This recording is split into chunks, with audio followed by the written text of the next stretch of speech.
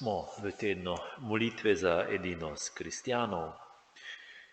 V 15. poglavju Janezovega evangelija Jezus opisuje očeta kot vinogradnika, sebe kot trto, nas pa kot mladike in nas vabi: ostanite v moji ljubezni. Te besede so izbrane za glavno misel letošnjega tedna molitve za edinost kristjanov. Ostanite v moji ljubezni in obrodili boste obilo sadu. Ostanite v meni na trti, ki vam daje in ohranja življenje. Brez mene ne morete ničesar storiti. Položimo danes v Božje roke vse naše iskreno prizadevanje za edinost. Molimo. Vsemogočni Bog, različne narode si izbral v eni krščanski veri.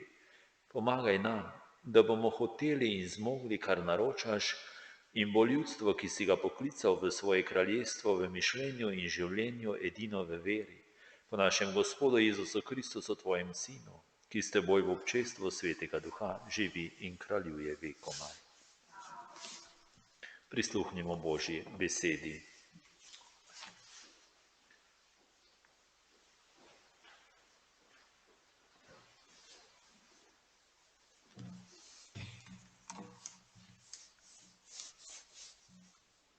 Kristus naj prebiva v vaših srcih. Berilo iz pisma apostola Pavla Efežanom.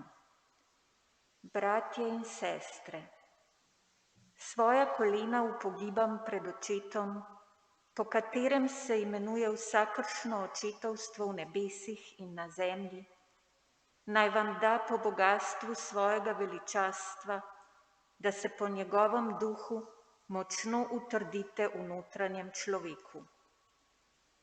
Naj Kristus po veri prebiva v vaših srcih, da bi tako ukoreninjeni in utemeljeni v ljubezni mogli z vsemi svetimi doumeti, kolikšna je širokost in dolgost in visočina in globočina, ter spoznati Kristusovo ljubezen, ki presega spoznanje, da bi se izpolnili do vse Božje polnosti.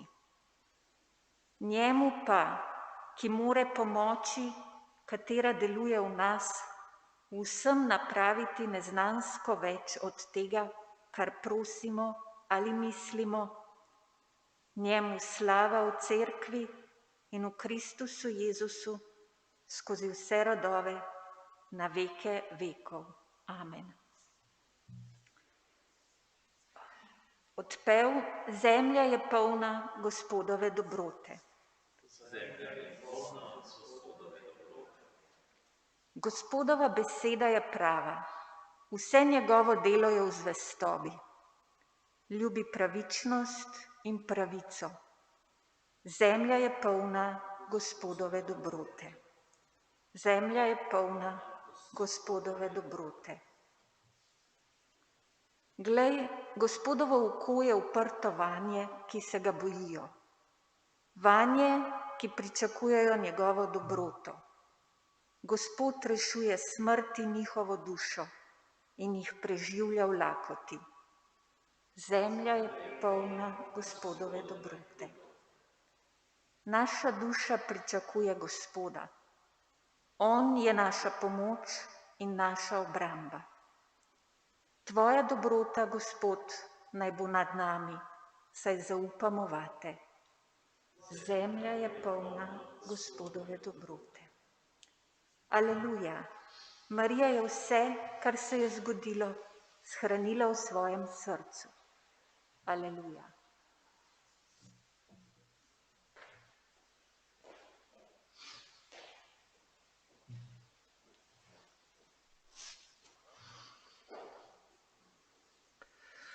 Gospod z vami. Iz svetega evangelija po Luku.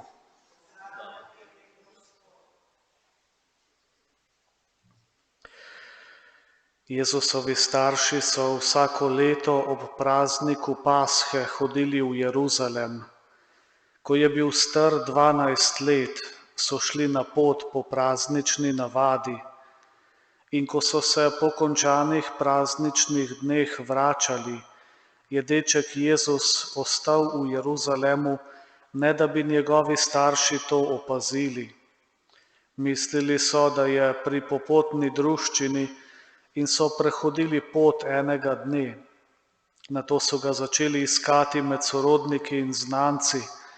Ker ga niso našli, so se vrnili v Jeruzalem in ga iskali. Po 3 dneh so ga našli v templju. Tam je sedel med učitelji, jih poslušal in vpraševal. In vsi, ki so ga slišali, so bili iz sebe nad njegovo razumnostjo in njegovimi odgovori. Ko sta ga zagledala, sta bila presenečena in njegova mati mu je rekla: Otrok, zakaj si nama to storil? Tvoj oče in jaz sta te s tesnobo iskala.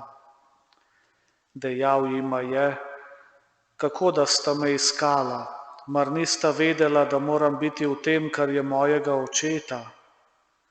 Vendar nista razumela besed, ki jima jih je rekel. Nato se je vrnil z njima in prišel v Nazaret, ter jima je bil pokoren. In njegova mati je vse to, kar se je zgodilo, shranila v svojem srcu. Jezus pa je napredoval v modrosti, rasti in milosti pri Bogu in pri ljudeh. Kristusov evangelij.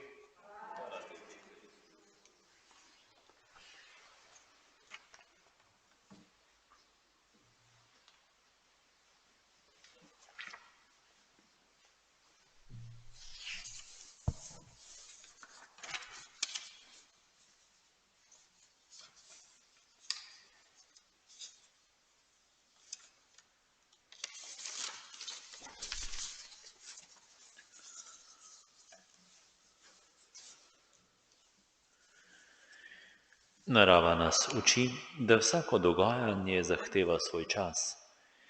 Poljedelec najbolje ve, da se ničesar ne da izsiliti in prehiteti. Tako je tudi v duhovnem življenju. Ko se srečamo z Jezusom, se nam porodi želja, da bi ostali v njem, začenja se čas zorenja. Tudi Jezus, ki je bil človek v polnem pomenu besede, je šel skozi dogajanje dozorevanja. V Nazaretu je živel preprosto, skrito življenje delavca, kot vsi drugi je izpolnjeval običaje in zapovedi judovske vere. Nič nenavadnega se ni v tem času zgodilo. Že 12-leten je vedel, da nima le matere in krušnega očeta, ampak da je njegov pravi oče v nebesih. Marija je doživljala, kako Bog deluje v njenem življenju in v življenju njenega sina. Vse to je shranila v svojem srcu. Tako je korak za korakom doumevala Jezusovo skrivnost. Tudi mi, kristjani, potrebujemo dolgo obdobje dozorevanja, kar celo življenje nam je potrebno, da bi dojeli globine Kristusove ljubezni. Pustimo mu, da ostaja v nas. Po delovanju Svetega Duha on skrivnostno ostaja v nas, ne da bi mi vedeli kako. Tudi mi ostajamo v njem po molitvi, po poslušanju in izpolnjevanju njegove besede. Ostanite v moji ljubezni in obrodili boste obilo sadu. Ostanite v meni na trti, ki vam daje in ohranja življenje. Ta prilika nam najprej daje gotovost, da smo kristjani nekje ukoreninjeni. Nismo kakor nedorasli otroci, ki jih premetava vsak veter nauka. Nismo izpostavljenci in osamljenci, ki nimajo druge opore kot svoj vprašljivi jaz.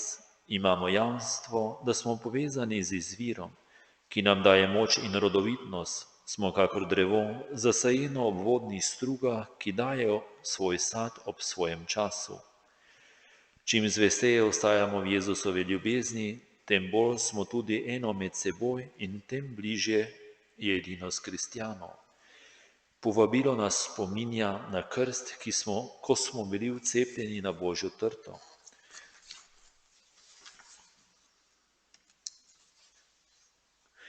Krst je najmočnejša in temeljna vest edinosti. Kristjani drugih cerkva, pravoslavni, evangeličani in drugi so po krstu včlenjeni v Kristusa, zato se po pravici ponašajo s krščanskim imenom in jih priznavamo za brate v Gospodu. Ne moremo jim očitati greha ločitve in katoliška cerkev jih objema z bratskim spoštovanjem in ljubeznijo. Ostanite v moji ljubezni, nas vabi Jezus, ne odhajajte, ne zapustite me. To vabilo me spominja na čudovito pesem Žaka Brela Ne zapusti me, v kateri pesnik goreče roti ljubljeno: zgradil bom zate kraljestvo, v katerem bo kraljevala ljubezen. Ljubezen bo njegova postava in ti boš v njem kraljica. Ne zapusti me, ne zapusti me. Roteče pesnikove besede so kakor odmev evangelija, kakor da jih vsakemu od nas govori tisti, ki mu krvavi srce, kadar mu obračamo hrbet.